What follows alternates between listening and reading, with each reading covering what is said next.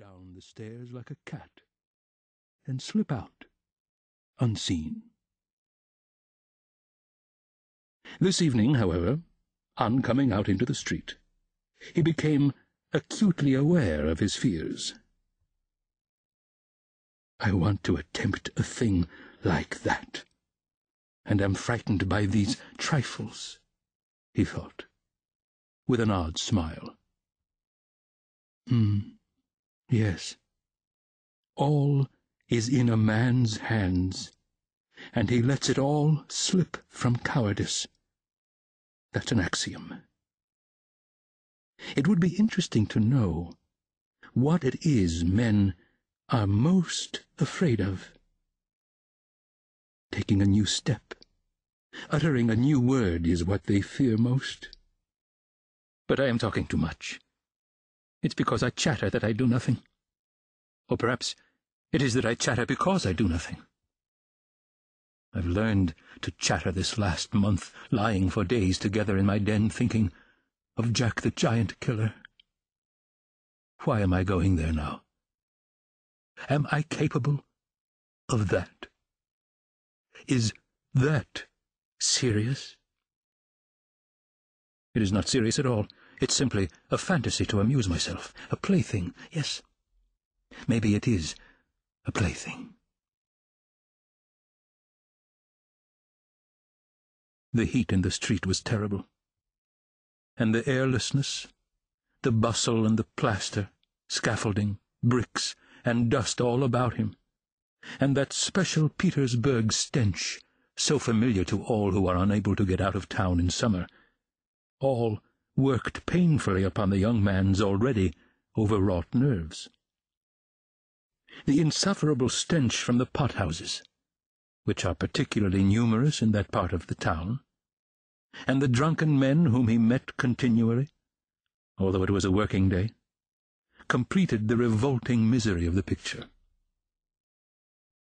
An expression of the profoundest disgust gleamed for a moment in the young man's refined face.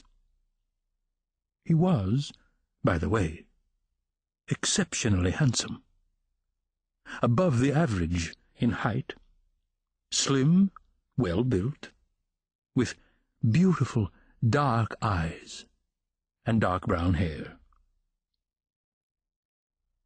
Soon he sank into deep thought, or, more accurately speaking, into a complete blankness of mind. He walked along, not observing what was about him, and not caring to observe it. From time to time he would mutter something, from the habit of talking to himself, to which he had just confessed.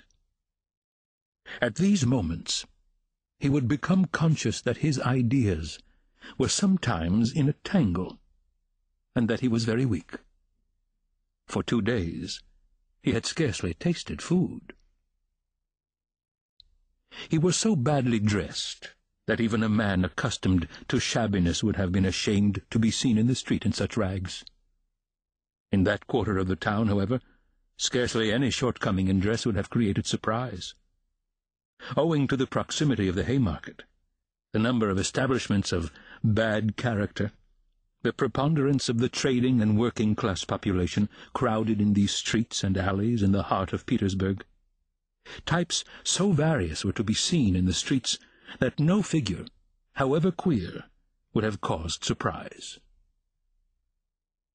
But there was such accumulated bitterness and contempt in the young man's heart that, in spite of all the fastidiousness of youth, he minded his rags least of all in the street. It was a different matter when he met with acquaintances, or with former fellow-students, whom, indeed, he disliked meeting at any time. And yet, when a drunken man, who, for some unknown reason, was being taken somewhere in a huge wagon dragged by a heavy dray horse, suddenly shouted at him as he drove past, "Hey there, German hatter!" bawling at the top of his voice and pointing at him, the young man stopped suddenly and clutched tremulously at his hat. It was a tall,